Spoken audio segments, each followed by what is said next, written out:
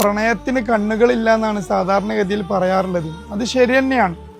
പക്ഷെ ചില സമയത്തൊക്കെ പ്രണയം വളരെ ക്രൂരമായി പോവാറുണ്ടോ എന്ന് ഞാൻ ആലോചിക്കാറുണ്ട്. അമലും അഫീഫയുമാണ് ഇപ്പോൾ മാധ്യമങ്ങളിൽ നിറഞ്ഞു നിൽക്കുന്ന കഥാപാത്രം. അതിനെക്കുറിച്ച് ഞാൻ കമന്റ് ചെയ്യാൻ ആഗ്രഹിക്കുന്നില്ല, കാരണം അതൊരു അടഞ്ഞു പോയ ചാപ്റ്ററാണ്.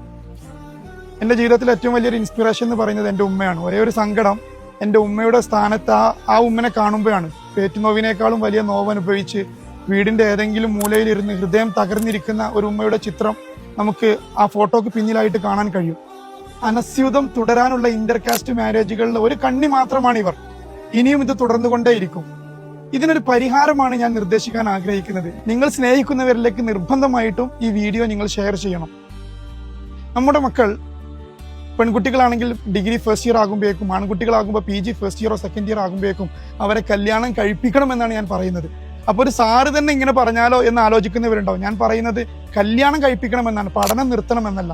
അതിനുശേഷം അവർ പഠിക്കട്ടെ. ആ രൂപത്തിൽ കല്യാണം കഴിക്കുന്ന സമയത്ത് തന്നെ കണ്ടീഷനുകൾ വെച്ച് നമുക്ക് കുട്ടികളുടെ പഠനം മുന്നോട്ട് കൊണ്ടുപോകാൻ കഴിയും. അപ്പോൾ അവിടെ ചെലവുകൾ ആരാ വഹിക്കുക എന്നൊരു ക്വസ്റ്റ്യൻ ഉണ്ടാവും. ചെലവുകൾ നമ്മൾ തന്നെ വഹിക്കണം. നമ്മുടെ മക്കളാണ്, അവരെ നമ്മളല്ലാതെ ആരാണ് അവരെ വഴി നടത്തേണ്ടത്? അവർ ഏകദേശം ഒരു കരക്കണിയുന്നത് വരെ അവരുടെ ചെലവുകളൊക്കെ നമ്മൾ ഏറ്റെടുത്ത് അവരെ മുന്നോട്ട് കൊണ്ടുപോകണം. ഇത് ടീനേജിന്റെ ഒരു ബയോളജിക്കൽ നീഡാണ്.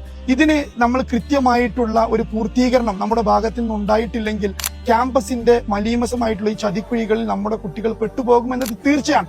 അതൊരു ഫാക്റ്റാണ്. റിലീജിയസ് ആയി ജീവിക്കാൻ ആഗ്രഹിക്കുന്ന ഏതൊരു കുട്ടികളും ക്യാമ്പസിൽ അനുഭവിക്കുന്ന ഒരു നിസ്സഹായതയാണ്. ഇതിന് പരിഹാരം ഞാൻ ഈ പറഞ്ഞ രൂപത്തിൽ അവരെ ഒരു പടി മുമ്പേ തന്നെ അവർക്ക് കൃത്യമായിട്ടുള്ള ഹലാലായ ഇണകളെ കണ്ടെത്തുക എന്നാണ്.